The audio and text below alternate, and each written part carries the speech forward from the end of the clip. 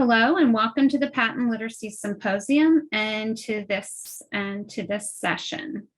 My name is Sherry Hartman and I am joined by my colleague Lisa Bola, and we are excited to facilitate this session for you. Before we get started, we have a few housekeeping items to review.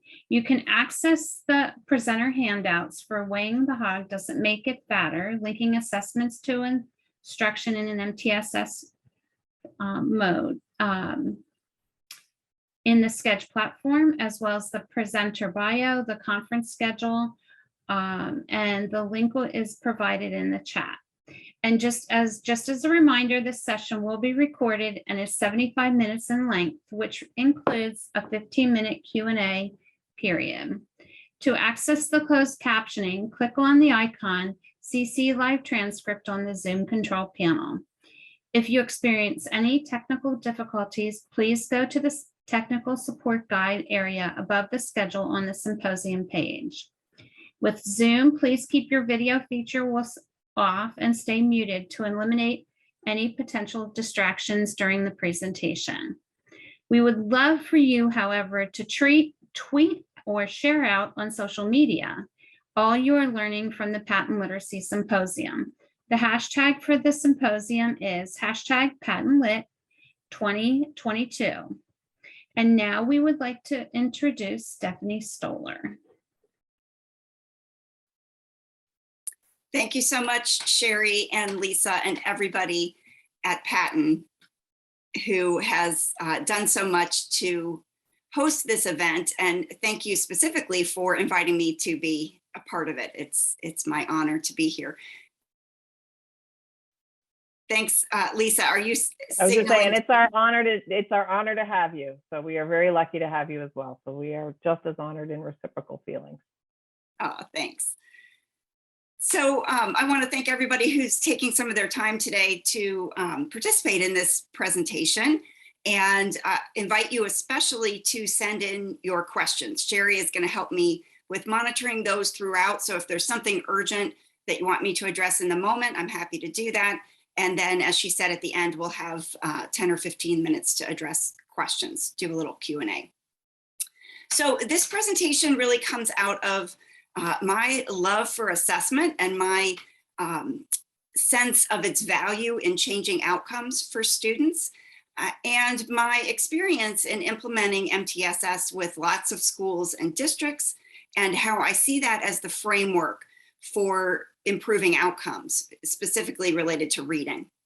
So the objectives for the session are to give you some frameworks on which you can hang all of these new practices that you're learning about from the reading research. I want to perhaps broaden your thinking a little bit and give you some structures that can be put in place in your schools so that those good instructional practices actually get implemented. They get implemented in the right way for the right students, that you're really using assessment data to make those connections, those matches between the needs of the students and the instruction that you're providing all throughout the day for them. So we're going to be focusing on the MTSS model and focusing on purposes of assessment. So I want you to think a little bit before we start into content about the assessment that's happening where you are working. And some of you may be collecting data that doesn't get used. I hear about this all too often. Some of you may have more than one assessment for the same purpose. This is one that I find particularly troubling. And at the end of the presentation, I'm going to give you a tool that you can use to sort of audit the assessments that you're using and perhaps eliminate some of those redundancies. In some cases, you might be missing assessments. You might have questions about your students that are currently going unanswered, or assessment purposes that are not being met.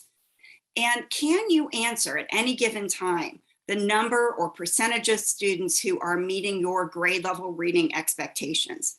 Is that little piece of data at your fingertips at all times? I think that's such a critical piece of information to have. It really helps us evaluate our entire system of supports. So think just for a minute, your own personal answers to these questions. To frame this presentation, I want to use the definition of the science of reading that I was part of crafting with a group of folks convened by the Reading League. You can find this definition on the Reading League's website and whatisthescienceofreading.org. This definition really captures the broad nature of the science of reading, that this is not a fad, this is not a trend, that this is not just about phonics instruction, it's not about a particular program. And the piece of this definition that's really relevant for this presentation is what I have highlighted here. This idea of assessing and teaching for the purposes of prevention and intervention. And so we're going to be using this definition specifically to talk about those structures, assessment purposes, and the MTSS or three-tiered model. This is just an informal definition that I like to use. For me, the science of reading and MTSS as a vehicle for delivering the science of reading is all about and only about improving reading outcomes. If what you're doing is not maximizing outcomes for your students, then that's a point of analysis. That's something that you can revisit and do some thinking about, do some planning around so that you're improving your reading outcomes. And it's specifically MTSS, the multi-tiered systems of support, is about matching student needs to instruction and doing that through a structured database decision-making process. The one that I use is collaborative problem solving. Here's an image that you might be familiar with. Perhaps in your district or your state, you have a specific version of this idea of multi-tiered systems of support, this idea of a three-tiered model. I want to unpack some things to think about related to each of those tiers, but I want to start by just saying that MTSS is about systems change. And I don't think that everyone who implements this model is thinking about it in that way, because I see a lot of focus on individual students. I see a lot of focus on individual student intervention, a lot of identifying students who are at risk and intervening with those individual students. And I see and hear when people are talking about the science of reading that it's becoming, in some places, sort of a laundry list of instructional practices. You know, is this program the science of reading? If we do X, Y, or Z, are we doing the science of reading? Is it consistent with the science of reading? And we really need to have a broader framework for thinking about these things and implementing what's in the reading research. So just to give sort of my perspective about multi-tiered systems of support, this for me is primarily about prevention of reading failure, because I think that's one of the most important findings of the reading research, is that we can in fact prevent reading problems from happening for the vast majority of students. And that should really be a driving force behind what we're doing in elementary schools. And then recognizing that there will be students who need additional support, what we think of as more supportive instruction or intervention, in order to meet those grade level expectations. And our systems have to be organized in a way that will allow those perhaps even intensive intervention supports to be available to any student from day one of kindergarten without having to jump through hoops. So this model for me is about using student data. We're going to talk about what kinds of student data to engineer a system of increasingly intensive instructional supports that will cause 100% of students to meet your grade level reading expectations, to be sort of on track for future reading outcomes as well. And we do that by having a variety, so these three tiers of instructional systems that are in place, and we create those systems based on the needs of our students. So this is why MTSS looks different. This is why there's not just, you know, a packaged MTSS program that you can go buy and implement in your school. It really is a process of using assessment information to design what that system of support should look like in your particular setting. Now, one of the things that sort of rubs me the wrong way, honestly, that I've written about and talked about in the past is when people talk about their triangle, this image of the 3 tiers being upside down. Maybe that's something that you've said. And I know what people are referring to when they say that. They're saying that they have more of their students who are at risk than who are on track. More students who are scoring, let's say, below or well below benchmark than students who are on track. But that doesn't mean that your triangle is upside down, because this triangle image is not talking about students. It's referring to the instructional systems.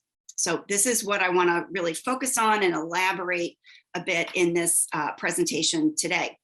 You'll notice that we have 100% sort of mapped out here. The percentage of students is adding up to 100%. So this foundation of the 3-tiered model is classroom reading instruction. And we're going to elaborate on that in just a minute. It should cause at least 80%, so sort of a general target, the majority of your students to get to those grade level expectations. Then we recognize it's going to take something in addition to that tier 1 or high quality classroom reading instruction to get another maybe 15% of students to the grade level expectations. And then something even more intensive in addition to tier 1, what we might call tier 3 or intensive support, to get that last 5% of students to the benchmark goals. So that's what I want to emphasize, that this is not about having 80% scoring at expectation, 15% below and 5% well below. This is about having all students meeting those grade level reading expectations, but what it takes to get them there will vary along this continuum of intensity. That's the way this model was originally designed. That's the way it should be implemented to the benefit of all students. So I want you to think about MTSS in your setting, how it's being implemented, how it's defined, as I talk through some characteristics of each of the tiers. So I like to think about core reading instruction at tier 1 as primary prevention of reading failure, especially in the early grades, in kindergarten and first grade. The purpose of tier 1 reading instruction is to get most students to those grade level expectations. So to do that, we need to really maximize this opportunity of where students are spending most of their reading instructional minutes, which is in regular classroom reading instruction. All students should be accessing that bit of time, that 90 to 120 minutes. And that's, again, not set in stone, based on the needs of your students. It might look a little different depending on the grade level, but roughly 90 to 120 minutes of classroom reading instruction that every student is a part of. During that time, it's really important that you attend to the way instruction is being delivered. And so here's where we want those good instructional practices, that research-based instructional sequence, the scope of the skills that's being instructed at that grade level, that we're integrating across the essential early literacy skill areas. And one of the misconceptions that I hear quite often about tier 1 or core reading instruction is that it should be all whole group. So if you have been doing 90 to 120 minutes of whole group tier 1, this will be a big takeaway for you and a way for you to improve the effectiveness of what you're doing, because we really need that instructional block of time, that 90 to 120 minutes, to be highly differentiated. We don't want to be teaching things that are too difficult for students. We don't want to be teaching things that they already know how to do. So we really need to maximize that opportunity by doing small group instruction. And those small, flexible, skill-based groups that are happening during tier 1 instruction need to be informed by data, by screening data specifically. So this is a job for grade level teams.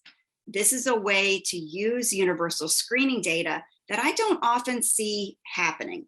So many cases, I hear and see schools doing universal screening, but only to find out the individuals who are at risk and to find out the individuals who might need intervention, let's say tier 2 or tier 3. I don't think we're having enough conversations about what the screening data tell us about how we should be flexing and changing and improving our tier 1 instruction that all students are receiving. So here I think is the missed opportunity.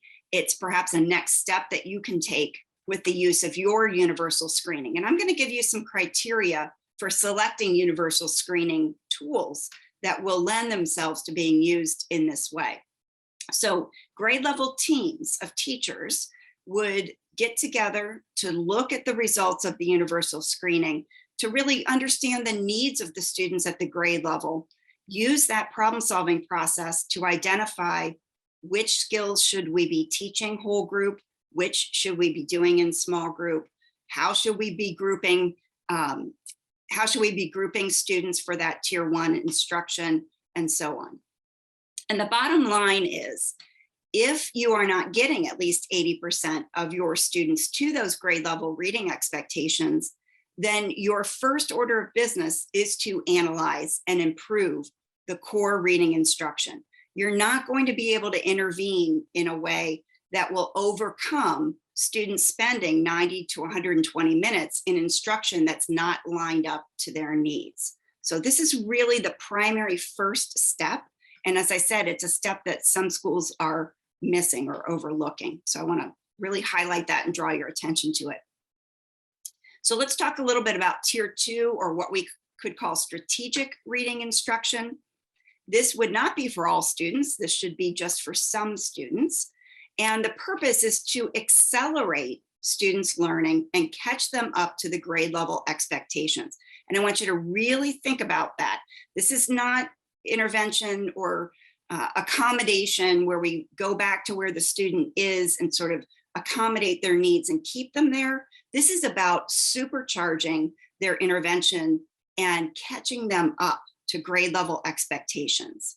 So this is an additional instructional dose in addition to that high quality instruction that students are receiving in tier 1. This would be a second small group opportunity at another time of day. So people think of it as 2 scoops, right? A second scoop of that high quality reading instruction that students were getting in tier 1. This is the concept behind the 3-tiered model, that there are some students, again, we need to get it to that range of about 20% within the grade level, who are going to need more and better instruction to get to the same goals that not everybody else needs extra support to get to. So this would be roughly another instructional opportunity in small groups of maybe 3 to 5 students for 30 to 45 minutes, maybe 3 to 5 days a week. And you'll notice there are ranges there because it depends on your students. It depends on the grade level, but those are sort of some parameters that you want to be shooting for.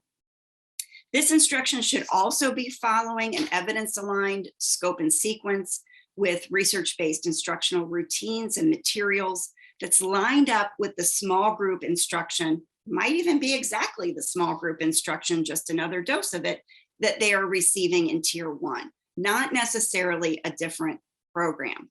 But what is different about that strategic reading instruction is that it is more explicit and systematic and supportive, which means more opportunities to respond. That is often achieved by having a smaller group, more opportunities to practice, more opportunities to move from something the student can do accurately to having that skill automatic. So making sure that everybody in the small group has the same need for the next step for instruction is the idea. And what also makes tier 2 instruction more intensive than tier 1 instruction is that these students need more frequent monitoring. We've already identified them as being at risk. They have not met the grade level expectations with the same high quality tier 1 instruction that got the majority of students to the grade level expectations. So these students are at a higher risk status, and therefore we need to monitor their progress more frequently. What that does is it allows us to make on the fly in real time adjustments to instruction. So we're not keeping these students who are at higher risk in instruction that's not effective. We're making real time changes. Tier 2 instruction and intervention is also planned by the grade level team. This is something that might be different than what you're doing. Again, this is one of the sort of hallmarks of MTSS, is that we don't need to have an individual student team meeting. We don't need to do individual student problem solving for the most part. We can look at our screening data as a grade level team and identify the needs at that grade level and put systems in place that will meet those needs. The outcome of Tier 2 or strategic reading instruction would be getting another 15% of students to the grade level expectations. So that's your quality control. If you are not offering an extra dose, this Tier 2 extra instructional dose that is working to get another 15% of your students to your grade level expectations, that's something to analyze as a grade level team. And I want to just remind you that the way that this actually works, the way it works best, is when you have used Tier 1 instruction, regular classroom reading instruction, to reduce risk. What many schools are doing is they're trying to provide what I'm describing here as Tier 2 intervention to more than 15% of the grade level. They might be trying to provide Tier 2 intervention to 30% or 50% or 70% of the students at a grade level. And what happens is whatever it is they call their Tier 2 intervention gets sort of watered down and diluted. It becomes something like groups of 8 students meeting twice a week for 10 minutes. And you're calling that Tier 2 intervention, and you're expecting it to catch kids up. And it just won't happen that way. That's not a structure or a system that's likely to be effective. So the best way to plan for an effective Tier 2 is to have an effective Tier 1, right? To reduce risk. So the number of students you have to do this more intensive intervention with is minimized. It's much smaller. That will increase the likelihood of effectiveness. And the same holds true for the Tier 3 description. So keeping in mind that we want to do intensive intervention at Tier 3 with very few students. So these are students who are already struggling. These are students who are already identified as being at risk.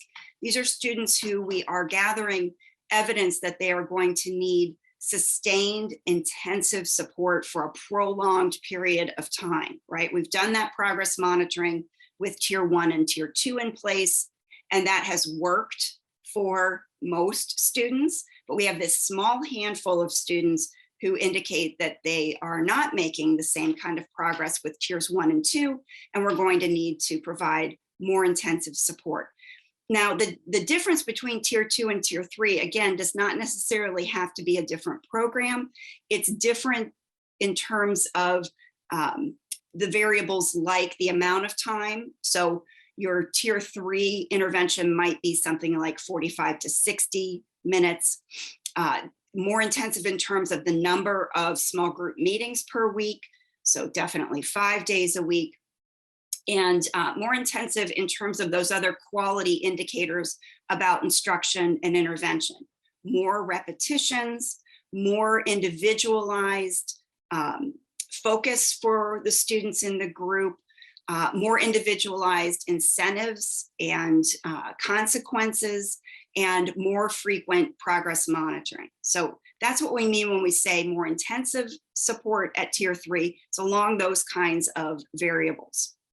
And here's where we start to get more intensive, because we are having a group of stakeholders form around an individual student's need.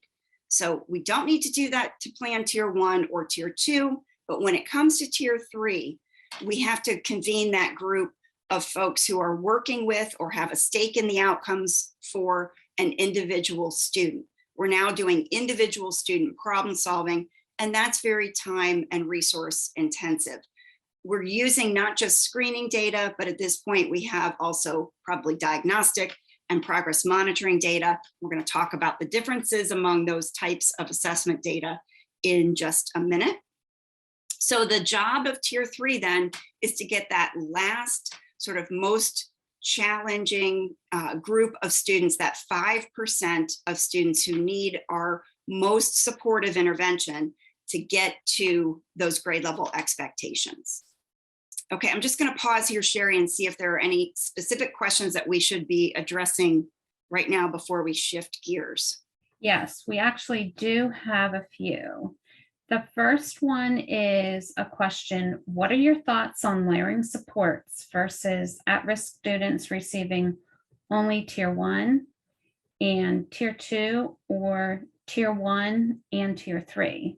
The layered approach, where significantly at-risk students receive Tier 2 and 3 support in addition to the core, creates a challenge in scheduling, staffing, and time.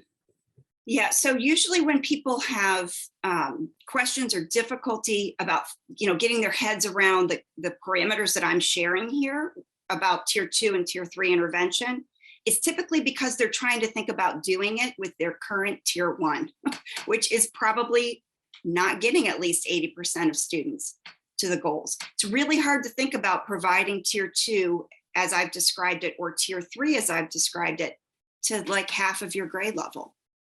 So all of this depends on your Tier 1 instruction reducing risk. That's why the very first thing that I typically recommend that schools do when they start implementing MTSS is use their screening data to analyze the effectiveness of their Tier 1 instruction and get those changes in place. Get Tier 1 lined up to the needs of your students. That's job one. Okay, we do have another question that says, what do you know? What do you do?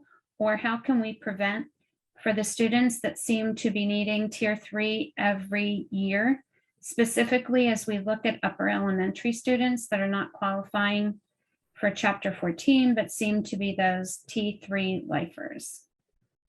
So for me, special education supports are within Tier 3. You can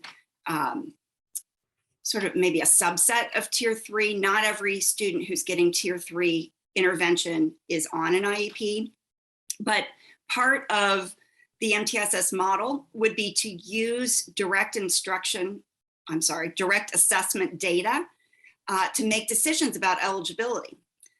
So depending on the state that you're in, depending on your district policies and procedures, that might be something you need to work on in terms of systems change. But the federal special education legislation and laws definitely allow for that and encourage that response to intervention information to be used as part of a multi-factored evaluation. And so if you find that a student needs intensive support in an ongoing way, that should be part of the decision-making about if that student has a disability and if they need specially designed instruction. Okay. I see another one I think that would be a great kind of blend to that. If a student is identified as needing Tier 3, should they also be getting Tier 2 and Tier 1? And then there's a couple of ones that are coming in, Dr. Stoller, that are asking about Tier 3 amount of time, like how much time is in that Tier 3 part. Yeah, so everybody gets Tier 1 all the time regardless. Like Tier 2 and Tier 3 are in addition to, not instead of Tier 1. Whether a student gets Tier 2 and Tier 3, I don't quibble over, because to me, it's a difference in intensity, and the lines between Tier 2 and Tier 3 are blurred. Maybe they're getting Tier 1, Tier 2, and Tier 3 intervention. Maybe they're getting Tier 1 and just intervention, right? Like an additional dose of intervention. For me, Tier 3 is a time period of about 45 to 60 minutes, especially when you get into the older grades, intermediate grades, secondary level. You're going to see in the reading research that it takes a great deal of intervention time to turn it around for struggling readers. And so that's going to need to be factored in to the schedule. So these intervention tiers 2 and 3 are in addition to tier 1. And then we do have a question concerning staffing. It says, in our school, we always do tier 2 to the reading specialist and tier 3 for the special education teacher. Would you agree with this type of MTSS approach, or do you think it is not that straightforward? Well, I think it varies by school because not everybody has reading interventionists. So this is what the building leadership team should do, is look at the screening data, grade by grade, and plan for the staffing that meets the needs of the students. So in some schools, your screening data indicate that 75 or 80% of your students are right on track at grade level, and you should keep your tier 1 instruction the way that it is. In other cases, they're getting 40, 50, 60% of students to meet expectations through tier 1 instruction alone. And that's when the building team needs to talk about, how are we going to use our adults? How are we going to use our staff to support that differentiation in tier 1? And so how that looks will vary. Once you have minimized the number of students who are at risk, so tier 1 is getting at least 80% to benchmark, the students aren't getting any intervention. Tier 1 only getting 80% to benchmark, then that leaves you with about 20% of the students in each grade level who need something more. That's a much more reasonable thing to start thinking about as providing these extra doses of intervention. But who does that specifically? I think that's a school by school and district by district decision that the grade level and building level teams need to make. Okay, so keep your questions coming. We're going to address some more in just a moment. Sorry, didn't mean to start a note. I'm not even sure how I did that. I couldn't do it again if I tried. Okay, so just shifting gears here with a quote that reminds us about the importance of matching student needs to the right kind and intensity of instruction at the right time, so as early as possible. So what I'm talking about happening during building leadership team meetings and grade level team meetings is this database decision making, this collaborative problem solving.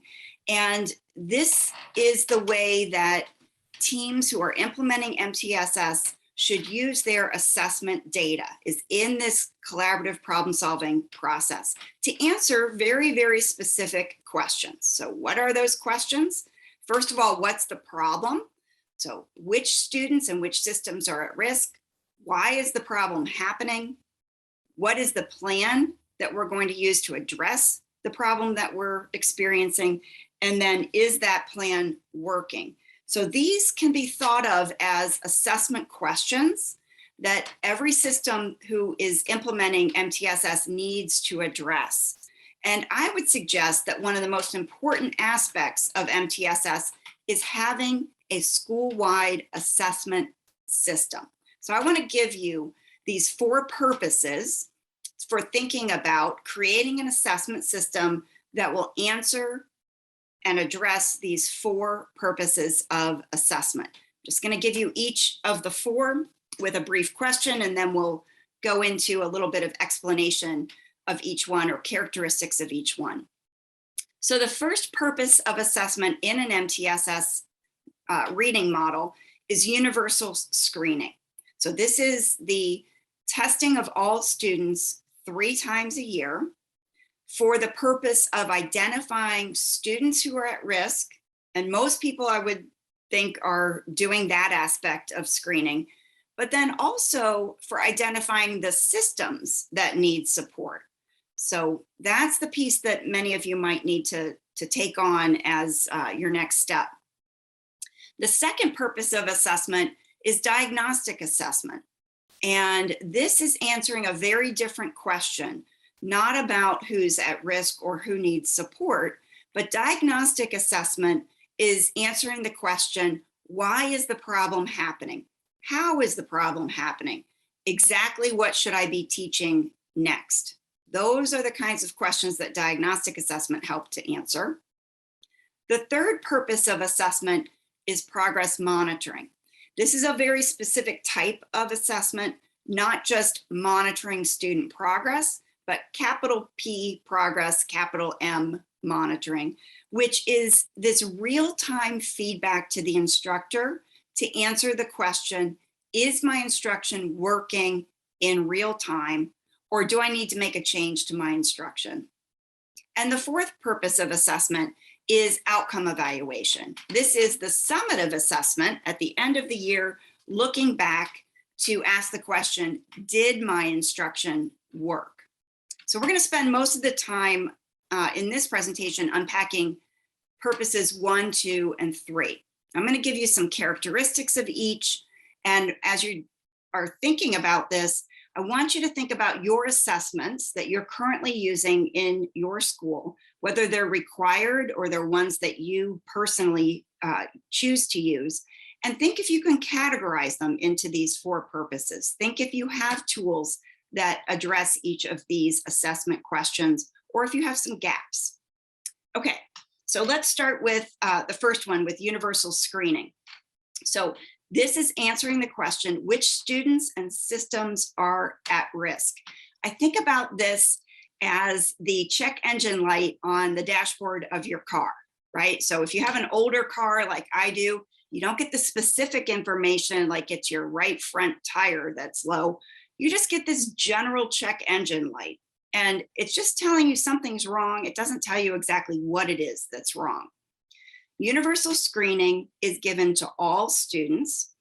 This is the idea, like the well baby check, that we are checking in at regular intervals with the pediatrician when we have a newborn, and everybody's getting the same sort of checkpoints at these regular intervals, whether they are having difficulty with reading or not. So for some reason, it looks like I'm no longer sharing my screen. So let's see if we can get back to that. Okay. I think we're back in business there. Universal screening by design has to be brief. If we're giving it to everybody 3 times a year, we cannot take much time away from instruction to do that. And we don't need to. I know Dr. Jack Fletcher, in his keynote at the Literacy Symposium 2 years ago, talked about being able to do this in about 5 minutes per student. That's really about all it has to take.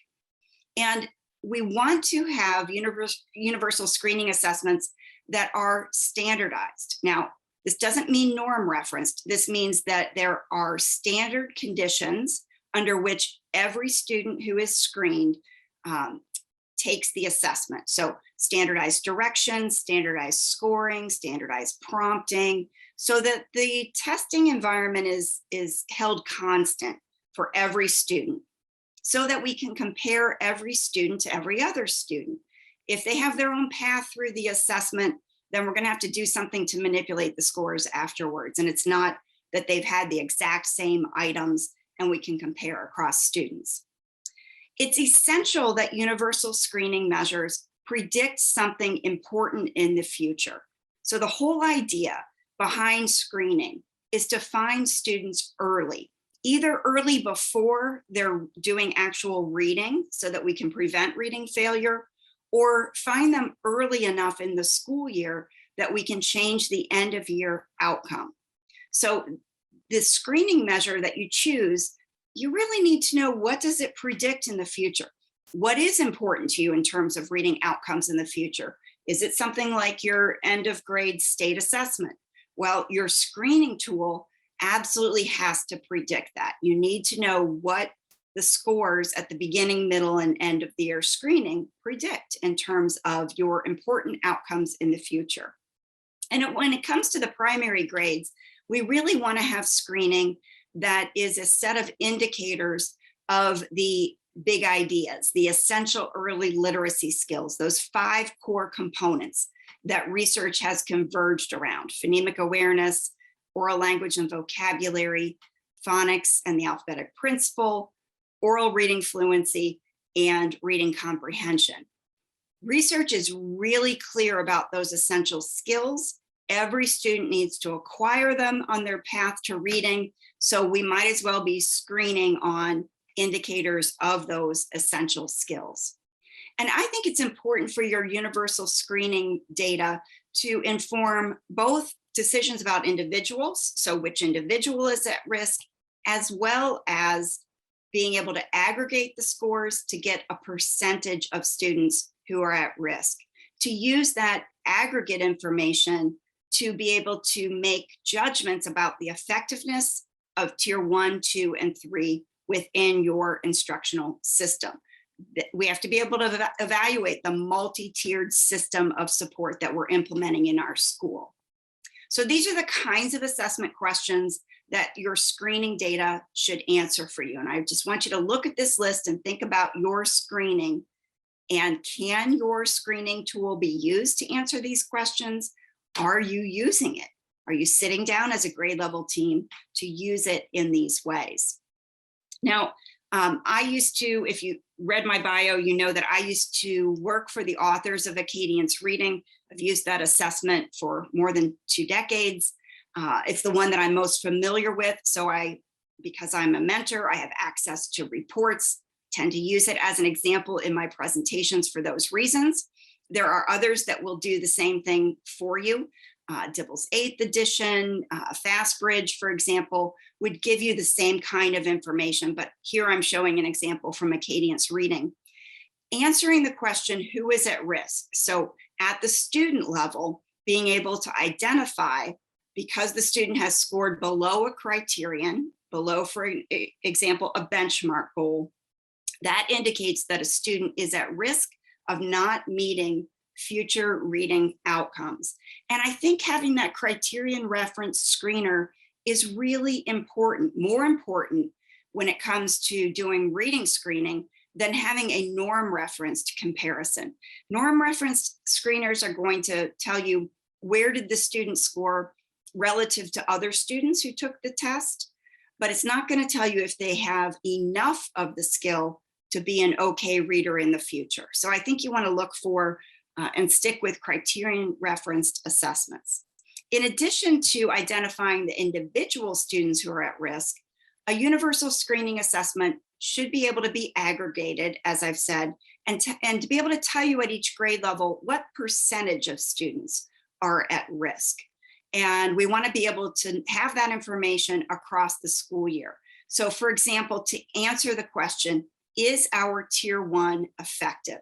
And you can look at this without even being able to see the specific numbers, just to know that green is good and on track.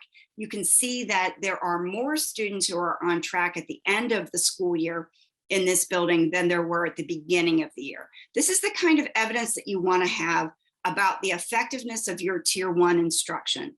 If your first reading instruction is not causing the majority of students to get to the grade level reading expectations, then something about tier 1 needs to change. It needs to be better matched and better lined up to the needs of those students.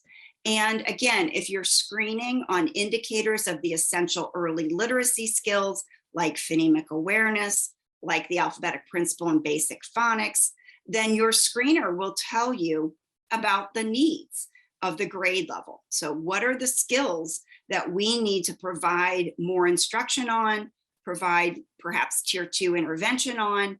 We get that information straight from our universal screener. One of my questions for screening data had to do with how should we group students for tier 1 instruction or perhaps for tier 2 intervention. Screening data should be able to be used in this way. This is an example that comes from Sharon Dunn's school, and she used her screening data to differentiate and form small skill-based groups that were flexible across the year based on the needs of the students. And she was able to match the adults, the 10 staff, so some classroom teachers, some special educators, some paraprofessionals who were hired specifically to support differentiating that reading block, all of those staff members were used strategically so that the students who were the most low performing, had the most needs, were in the smallest groups, and the students who were on track were in bigger groups. So really being strategic about the use of staff to support that tier 1 differentiation. There's a resource on my download page about how to use screening data to put students into groups. This is a good first step. Screening is not going to give you necessarily everything you need to know to be able to form these small skill-based groups, but it will get you in the ballpark and it will get you started as you are doing the next purpose of assessment, which is diagnostic assessment. So screening was that check engine light on your car dashboard. Diagnostic assessment is like the scans, the medical scans that we do, PET scans or MRIs, that we're not doing with everyone, but we're doing because we have a very specific question about someone. So exactly what should we teach next? That's what diagnostic assessments are designed to do. And if you think about all those criteria that I gave you for choosing a screening assessment, none of those apply to diagnostic. There's no overlap between these two purposes of assessment.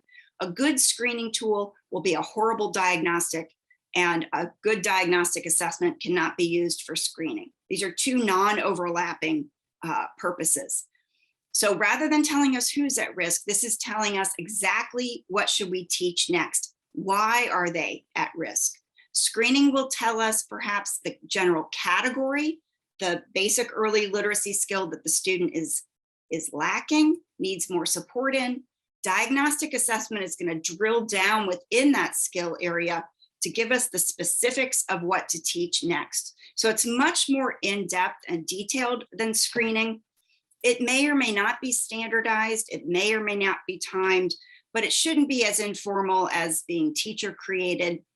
And you want to choose diagnostic assessments that are not diagnostic in a clinical sense. This is not for the purpose of diagnosing a disability, for example, but diagnostic assessments that are very closely linked to instruction. Again, the purpose is to tell us exactly what to teach next.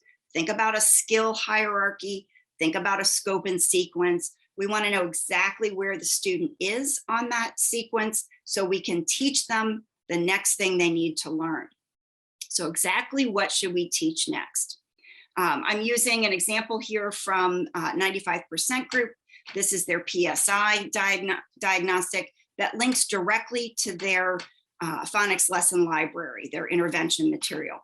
There are other diagnostic assessments out there. There are many of them.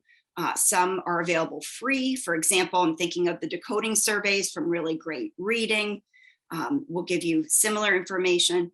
Many intervention programs have placement tests. I think of those as diagnostic assessments, getting you exactly into the next step for instruction. The third purpose of assessment in an MTSS model is progress monitoring. And I think about progress monitoring as the GPS for educators. It's going to tell you exactly where is the student today, where do you want them to be in the future, and what's the path to follow to get them there.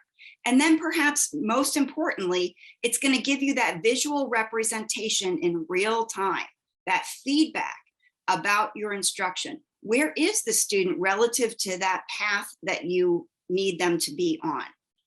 Because you're doing progress monitoring frequently, this is repeated weekly or every other week, it must be brief. You can't spend more than about a minute doing progress monitoring.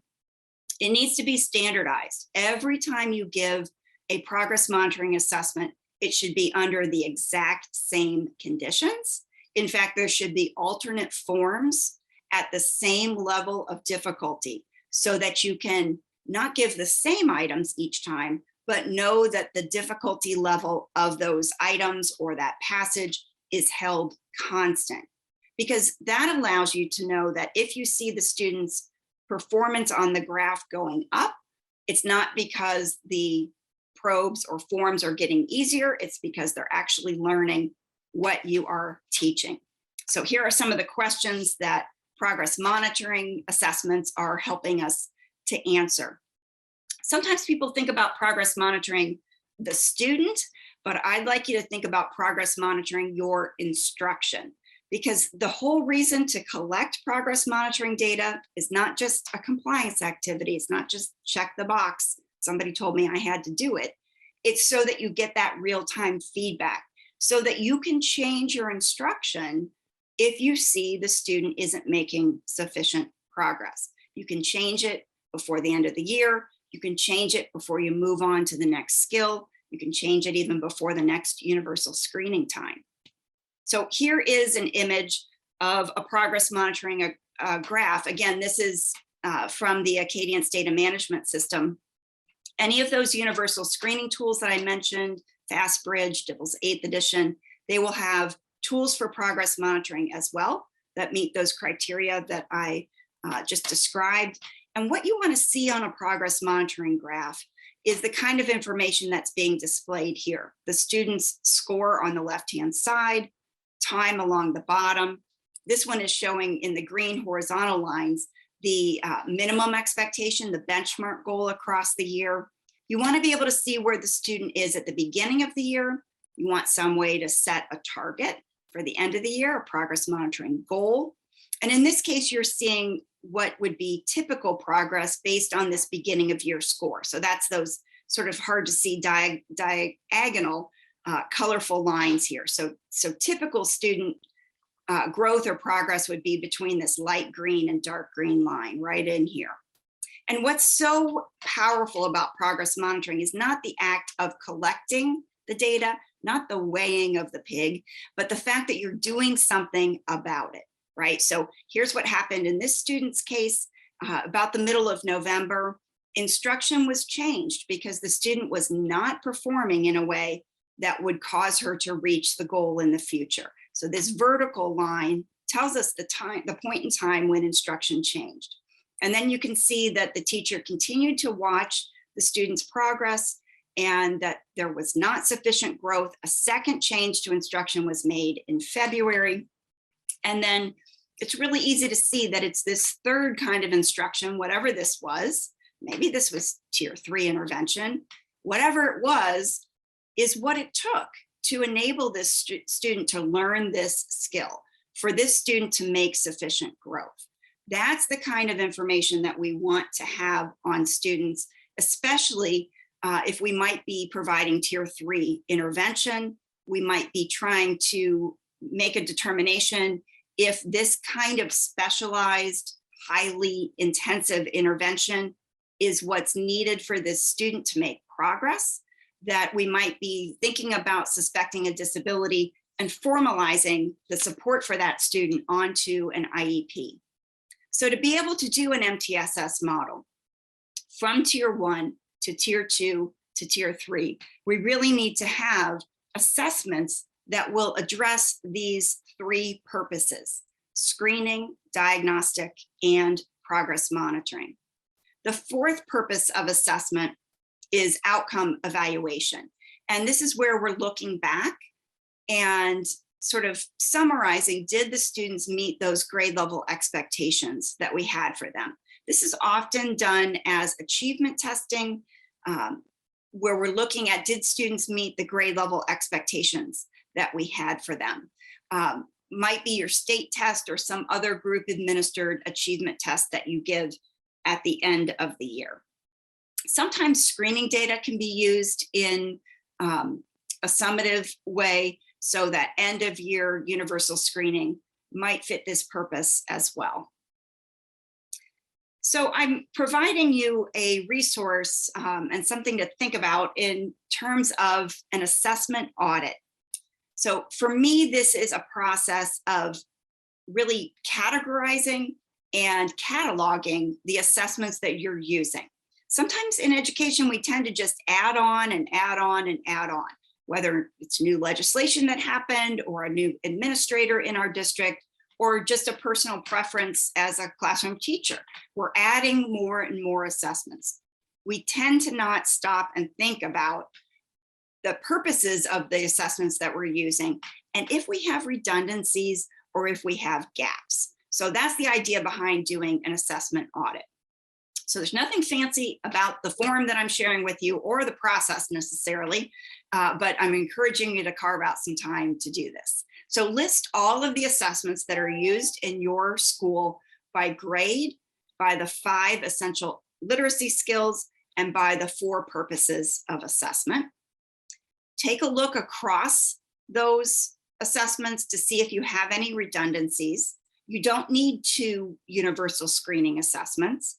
See if you have any gaps. If I had to guess, I would guess you might have gaps in the area of diagnostic assessment. I find that to be the case frequently.